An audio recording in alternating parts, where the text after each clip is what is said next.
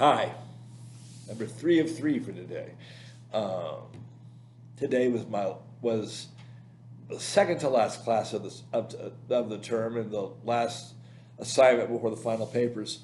Um, I'm taking 2 classes, so there's 2 papers, and they're both about cultural theory, um, grid group theories specifically, of Douglas, Wildavsky, Thompson, and Ellis, and Sedgelo and Chai, and uh, and I hope to add to the literature as well.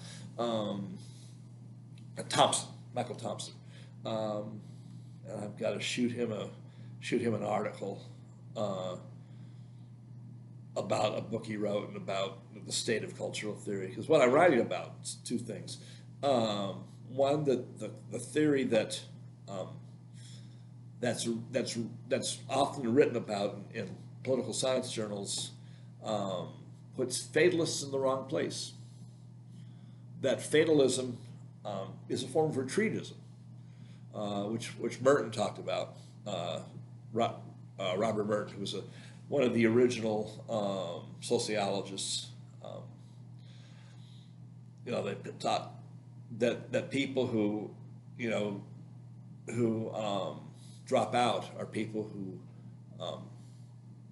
who don't conform and who don't, and to the value of work, um, and competence, and also don't conform to the general idea of the paradigm that you find in university education, um, the common intuition, which is science or activism. So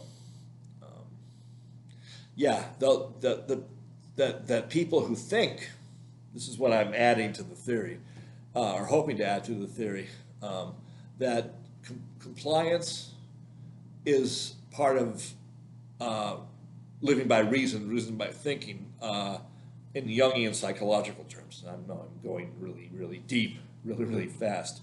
That the Myers-Briggs stuff. That thinking people are the ones who are what's called high grid, which means they conform, they follow prescriptions, either whether they're part of making them or not.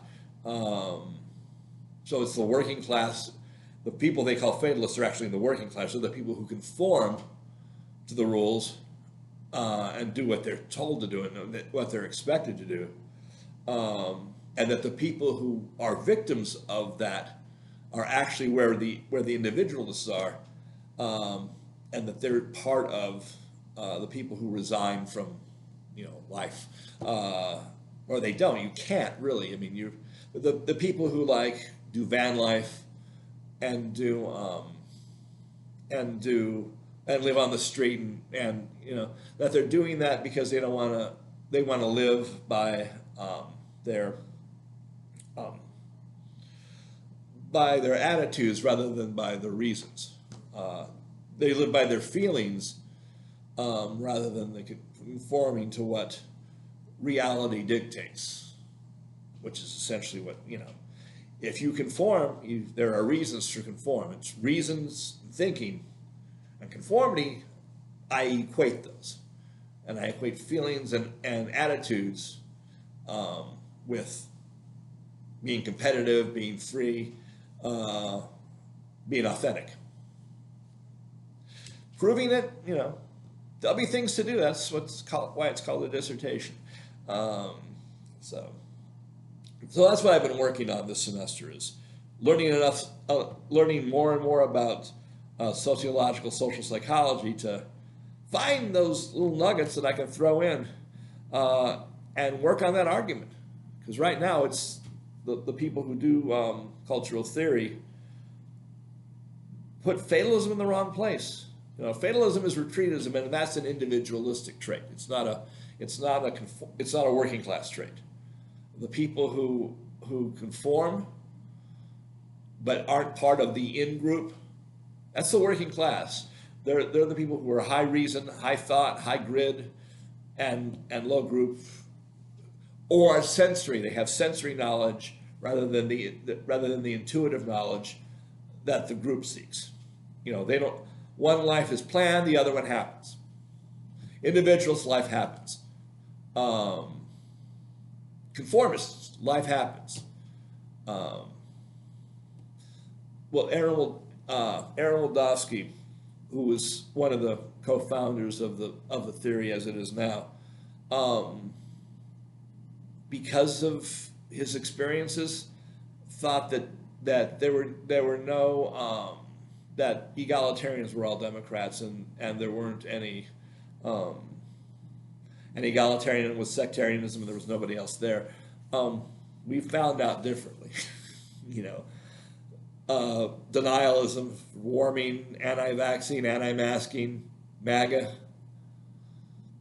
Those are all activist sectarian things. Low grid, high group. So, you know, it turns out that the radicals and the reactionaries really do meet up. And they meet up in cultural theory. But orthodox cultural theory says that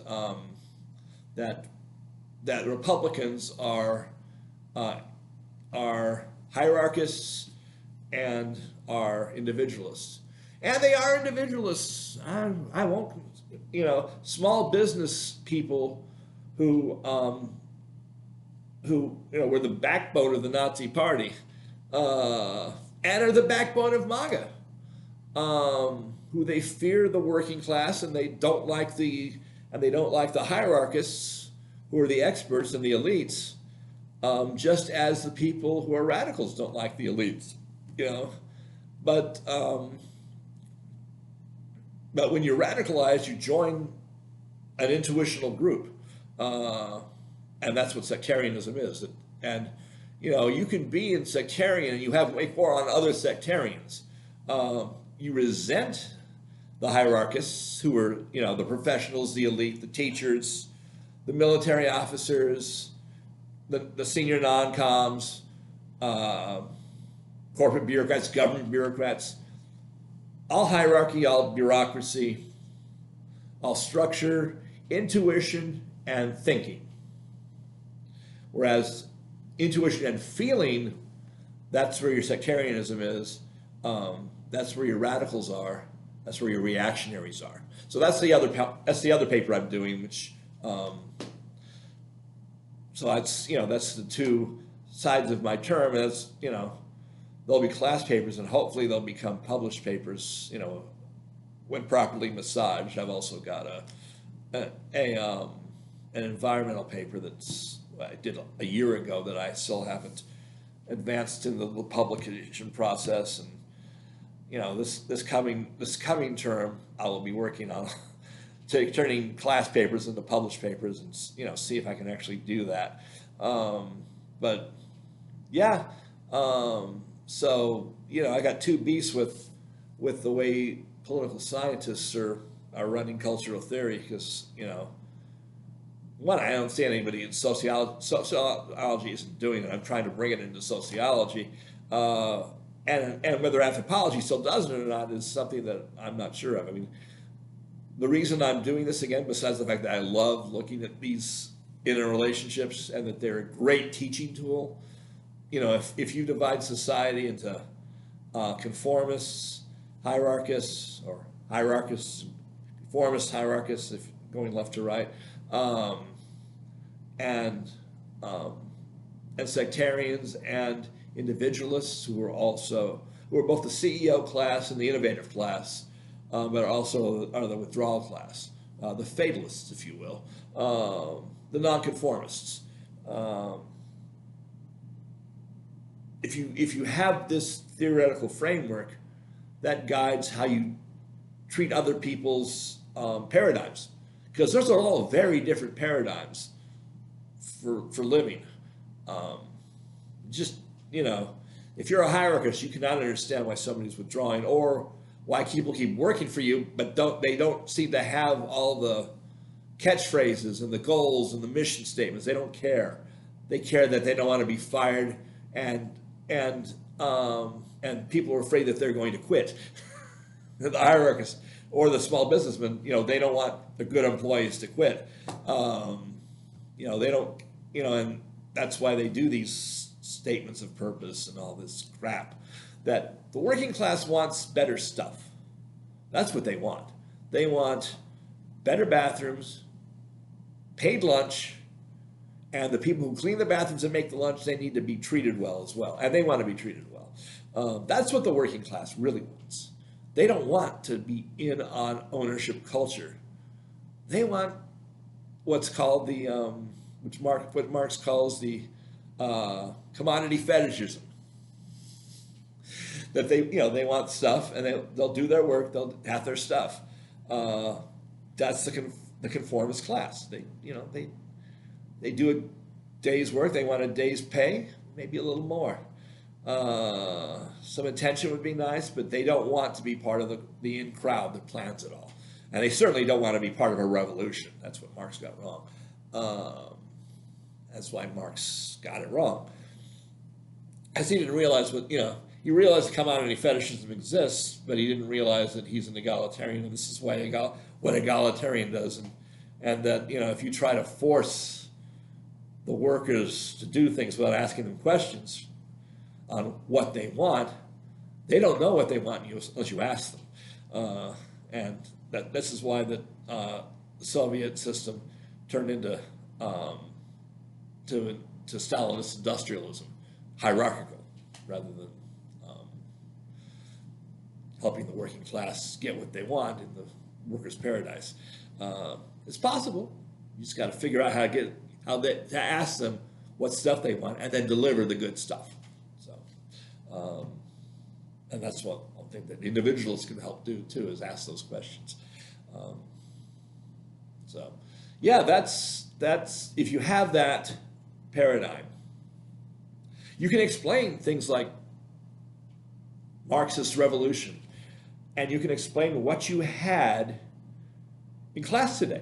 You read something, and if it describes people, then you can put those people into the way of life that they occupy. Or you put the author into that. A lot of times the authors I read are actually hierarchs, people who live on truth and intuition. And some people live on truth, intuition, but they also have a foot in attitude, in feeling.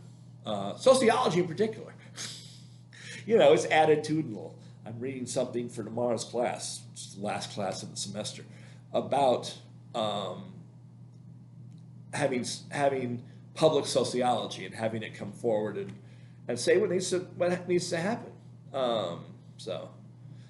Because there's certainly public sociology of the other kind on Fox News. That's sociology too. It's a discourse on society. It's literally what sociology means. So yeah, it's but realizing that the people who are reactionaries and authoritarians, that's an egalitarian movement. It's not a movement of fatalists or the working class. The working class doesn't care. They just want their good stuff. So, yeah, if you locate them in the right place, then you can understand them, and you can understand why they butt heads with the radicals and the reactionaries butt heads constantly. The Democrats and the Republicans butt heads. If you're an activist, then you are a sectarian, because there's the in-group and the other group, as opposed to the management group, which is the experts, the employees, the people who think rather than the people who feel. If you're a feeling person like Donald Trump, you're either an individualist, which Trump is as a salesman, who can use reactionaries to get himself elected and avoid prosecution, which he did quite well. So, yeah, that's 3 of 3. Might just get to sleep tonight. Trucking along. Thanks for your attention.